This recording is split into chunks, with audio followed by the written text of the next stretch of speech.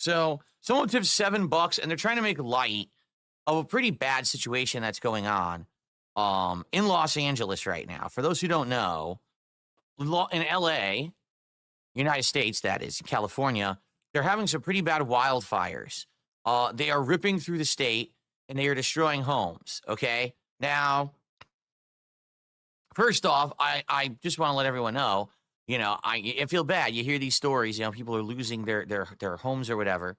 And it's like, that sucks. At the same time, I do have to ask a question. This is not the first time wildfires have ripped through California. In fact, they frequently rip through California. You usually hear this every year, 2 years, or 3 years, every once in a while.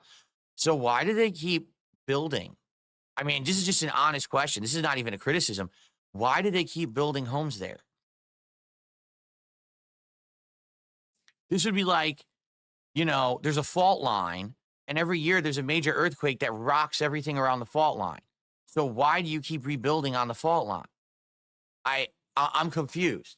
We've talked about this on and off. This was actually a topic that we covered during my DSP Reacts, DSP versus the Internet series, where there's a story or two, like people who live in the most frozen climate on the planet, people who live at the highest altitude. And I'm like, I don't know. It's just weird. Like, why would you want to live there? For example, I just saw the story this morning, okay? Paris Hilton and Billy Crystal. I don't think you could talk about two people who are more different, who are rich, right? But they just lost their homes. These two rich celebrities had these insanely expensive homes in the hills of LA, and the homes have been lost to the wildfires, okay? But I don't know, like, to me, I just hear this, I'm like, that would be the last place I would ever want to live. If you know that historically there's a high chance that eventually there's going to be fires that are going to take your house out, why would you want to live there? It's not like this randomly happened and it was shocking. You hear about LA fires every year. I don't know. Maybe it's I don't know. Maybe it's like this affluence thing. If you're rich, you want to take the chance of having the luxury house, but it might burn down. I don't know. It sounds weird to me. Like I said, I would not want to be in any kind of a high risk area or anything like that. Anyway, so I received a $7 tip. I'll be honest, I do think this is kind of in bad taste, but I'm going to read it anyway.